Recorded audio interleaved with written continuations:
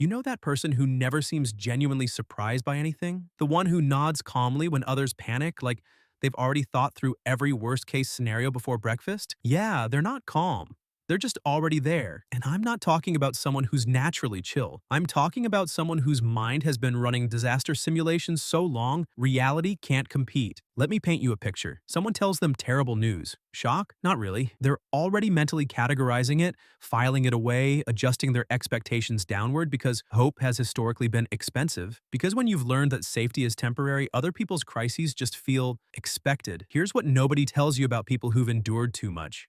Their brain literally stops assuming things will be okay. It's not pessimism. It's pattern recognition. Pattern recognition that got trained by experiences that taught them the world doesn't default to kindness, that people leave. That stability is a story we tell ourselves until it isn't. But there's something even stranger happening beneath the surface. These people develop what's basically a tolerance for abandonment, not because they don't feel it, but because they've learned to function through it. They've discovered that being left behind isn't fatal. Painful, yes, but survivable. And once you know something is survivable, you stop fearing it the same way. This is where things take a turn. You'd think someone who's been abandoned would be clingy, right? Desperate for connection, terrified of being alone. But often it's the complete opposite. They become the most self-sufficient people you'll ever meet. And I mean aggressively self-sufficient. They'll reject help before you even offer it because accepting support has historically come with conditions they couldn't afford to meet. A friend offers to help them move. They'll say no thanks. They've got it. Someone tries to check in when they're struggling. Yeah, they're already deflecting, changing the subject, asking about your day instead. They've learned that needing people makes you vulnerable, and vulnerability has a track record. They know how to disappear without leaving. Not physically, but emotionally. They'll be right there in the room with you, laughing, engaging, performing presence. But some essential part of them has already stepped back, already created distance, already decided how much of themselves they can afford to risk. Most people form attachments instinctively. They form attachments tactically. Every relationship comes with an invisible escape route they've already mapped out. And here's something disturbing that comes from all this pain. They often experience what looks like emotional numbing, but isn't quite that simple. It's more like selective detachment. According to research on chronic stress, the brain literally reorganizes its threat response. You don't feel less. You just feel differently, more quietly, more manageably. Their emotions become this thing they observe rather than experience fully. They'll watch themselves feel sad the way you'd watch weather through a window, present but separated by glass, and they're not even sure when that glass appeared. But then there's the part nobody warns you about. These same people often struggle with what feels like emotional anesthesia. Their threat detection system doesn't just stay alert, it starts turning everything down. Ever notice someone who describes traumatic events in their life with the same tone they'd use to discuss grocery shopping? That's not strength. That's a nervous system that learned if you feel everything at full volume, you'll never stop screaming. And here's something that'll mess with you. They often can't remember large portions of their own experiences. Not dramatically, just gaps. Blank spaces where intense moments should be. Oh, that year. Kind of fuzzy. That whole period? Honestly can't recall much. It's like their brain decided some files weren't worth keeping. Or maybe were too expensive to store. The irony is almost painful. They survived by forgetting. But forgetting makes them feel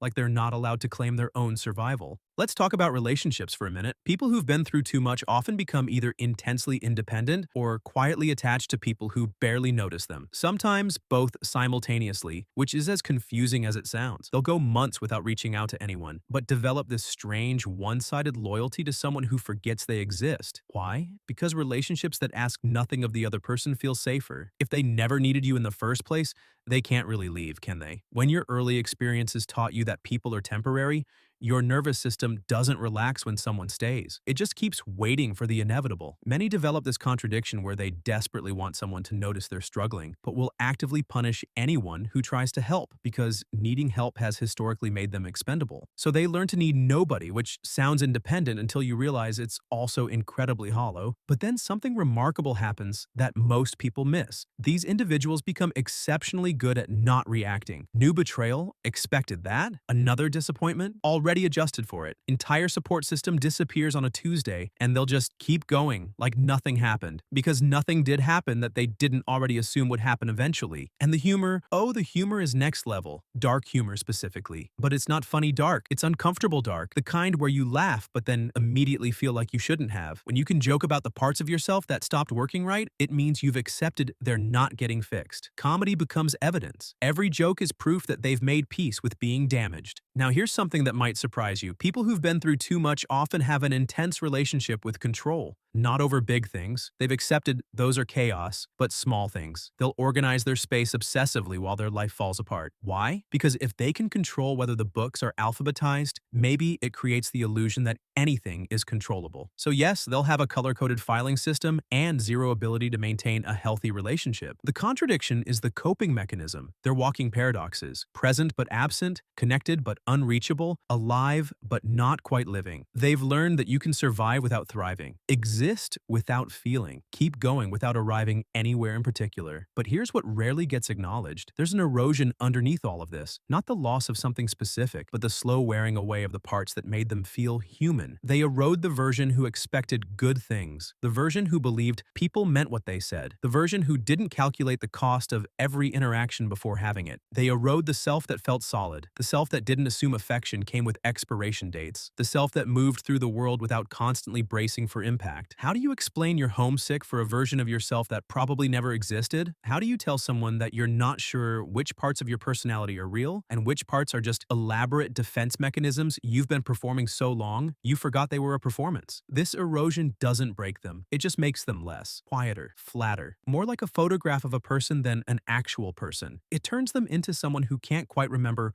what it felt like to want things, someone who watches other people live with this strange, distant curiosity. And maybe that's the real psychology here. People who've gone through too much don't just survive, they develop this hollow competence at existing. They know that strength isn't about never falling apart. It's about learning to function while falling apart, about reassembling yourself even when you're not sure why you're bothering, even when some pieces are just missing now. Their survival became automation. Their pain became background noise. And without even noticing, they became something unsettling. More like a lighthouse that's still operating, but nobody's inside anymore. The light keeps turning, but it's just habit, muscle memory, an old system that forgot how to stop. A lighthouse doesn't shine because it remembers the darkness. It shines because that's what it was built to do, and it never learned how to turn off. So the next time you meet someone who seems a little too comfortable with loss, a little too unsurprised by disappointment, a little too quick to laugh at things that should hurt, just know they're not okay. They're just convincingly functional. Every boundary, every joke, every moment of unexpected flatness, they've gone through too much. And somehow they're still here, still going through the motions, still pretending there are reasons to continue. That's not psychology. That's what's left after psychology stops having answers.